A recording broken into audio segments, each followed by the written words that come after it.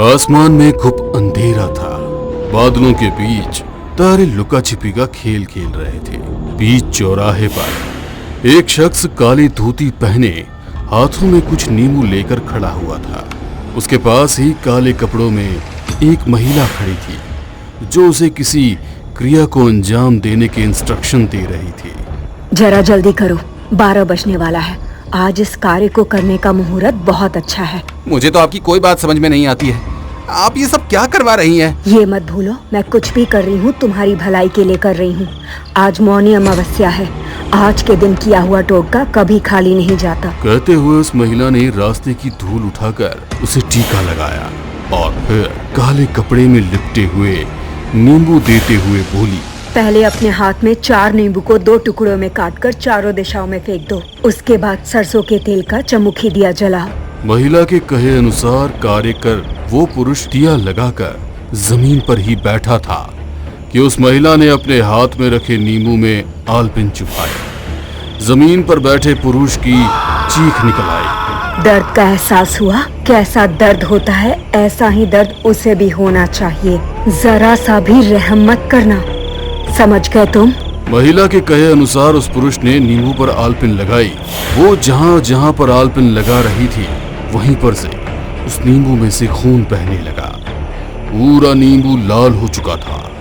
ये देख वो महिला जोर जोर से हंसने लगी। इस पर भी उसका दिल नहीं भरा और उसने उस नींबू को जमीन पर रख अपने पैरों से कुचल दिया। मिस्टर साहनी, आपने मुझसे दूसरी शादी नहीं की थी, बल्कि अपने बच्चे के लिए एक आया लेकर आए थे। जीवन भर उसी उम्मीद में उसको पाला कि आप मरने के बाद मेरे बेटे को अपनी जायदाद का आधा मालिक बना देंगे, मगर आपने सब कुछ अपने उसी बेटे के नाम कर दिया। अपने इस बेटे के बारे में जरा भी नहीं सोचा। मगर अब और नहीं, आपके बेटे को बिस्तर पर मेरा मोहताज न बना दिया तो मेरा नाम भी सुलेखा नहीं। गुस्से में सुलेखा जी और उनका बेटा अपने घर लौट आए। वे लोग जैसे ही घर पर आए, नौकर भागते हुए उनके पास आया। अरे छोटी मालकिन, आप कहाँ गई थी? रोमी बाबा को फिर से दौरे पड़े हैं। बड़ी मालकिन बहुत नाराज हो रही है। ये बुढ़िया भी न जाने कब पीछा छोड़ेगी। हर काम इसके हिसाब से होना चाहिए और उसे दौरे पड़ रहे हैं तो इसमें मैं क्या कर सकती हूँ? किसी डॉक्टर को बुलाओ। कहते हुए सुलेखा अपने कमरे में जा रही थी। तभी पीछे से व्हील चेयर पर एक बुजुर्ग महिला आई और गुस्से में बोली, सुलेखा, आधी रात को कहाँ से आ रही हो और ये क्या पहन रखा है? सुलेखा गुस्से में उस बुजुर्ग महिला के पास गई और बोली, सुन बुढ़िया, मैं ना तो तेरे पोते की माँ हूँ और ना ही केयर टेकर। तो मुझसे कोई उम्मीद मत रखना कि मैं उसकी सेवा करूंगी। और दूसरी बात, मैं कहाँ जा रही हूँ, क्या कर रही हूँ, ये कभी तुम्हारे बेटे ने भी नहीं पूछा। तो तुम कौन होती हो मुझसे सवाल जवाब करने वाली? आइंदा मेरे काम में टांग अड़ाया ना तो मुझसे बुरा कोई नहीं होगा। गोपाल, जाओ देखो रोमी का डॉक्टर आया या नहीं। कहते हुए वो अपने बेटे के साथ कमरे में चली गई। मुझे अच्छी तरह से पता है तेरे मन में क्या चल रहा है। तू रोमी को मारकर सब कुछ अपने बेटे के नाम करना चाहती है, मगर मेरे जीते जी ये मुमकिन नहीं है। हो ना हो, रोमी की जो हालत है कहीं न कहीं उसकी जिम्मेदार तू ही है। मगर भूल मत, मैं अभी जिंदा हूँ, अपने पोते को कुछ नहीं होने दूंगी। कहते हुए वो व्हील चेयर के सहारे ही अपने कमरे में चली गई और उन्होंने किसी को फोन लगाया। फिर वो सारी रात रोमी के पलंग के पास बैठी मंत्रों का जाप कर रही थी। रोमी जो दर्द से पूरी तरह छटपटा रहा था, डॉक्टर का कोई इलाज भी काम नहीं आ रहा था। धीरे धीरे मंत्रों के प्रभाव से इसके शरीर में थोड़ा सा करार आया और वो शांत होकर सो गया। मैं तो सोच रही थी कि आज रात इसका किस्सा खत्म हो जाएगा, मगर ये तो जिंदा है।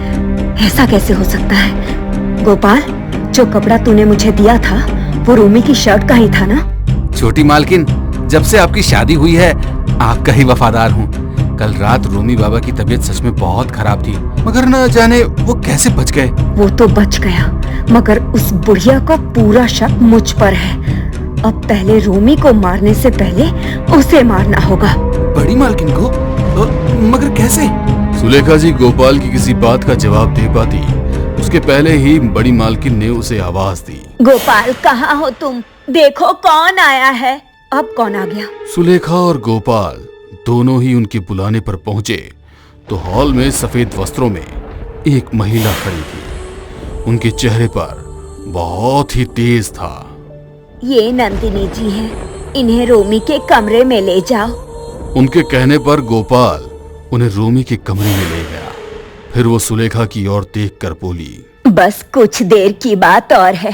जैसे ही तुम्हारे काले कारनामों से पर्दा हटेगा, वो तुम्हारा इस घर में आखिरी दिन होगा। कहते हुए रोमी के कमरे में चली गई। वहां पर नंदिनी जी के हाव भाव बदले हुए थे। बहुत गड़बड़ है, सब कुछ बिखर चुका है, समेटना बहुत मुश्किल है। ये क्या कह रही हैं आप? एक आपका ही भरोसा था। अगर आप ही इस तरह से हाथ खड़े कर देंगी तो कैसे चलेगा? आपको क्या लगता है मैं कुछ नहीं करना चाहती? मगर ये मारक प्रयोग है, और वो भी मौनी अमावस्या के दिन किया हुआ। ये कभी विफल नहीं होता।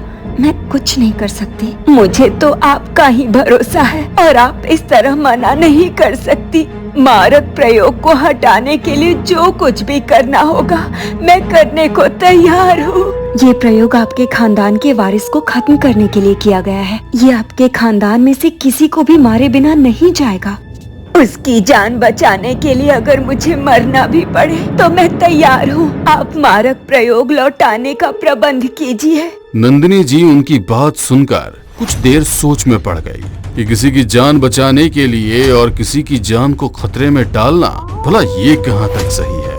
मगर रोमी के लिए उसकी दादी कुछ भी करने को तैयार थी। इसलिए नंदिनी जी उस प्रयोग को लौटाने के लिए क्रिया करने को तैयार हो गई। ये अमावस्या पर किया गया प्रयोग है। वैसे तो उसी दिन उसकी जान खत्म करने का खतरा था, मगर शायद उसके किसी पुण्य प्रताप से वो बच गया। मगर अब उसके पास ज्यादा समय नहीं है। अष्टमी के दिन वो प्रयोग अपना असर दिखा देगा। इसके पहले ही हमें कुछ करना होगा। ये कुछ सामान है, आप मंगवा दीजिएगा, मैं पूजा शुरू कर दूंगी। नंदिनी जी ने जो सामग्री मंगाई थी वो सब आ चुकी थी। अभिजीत मुहूर्त देख उन्होंने सिंदूर से 2 त्रिभुज बनाए, फिर 2 रेखाओं से उन्हें जोड़ा।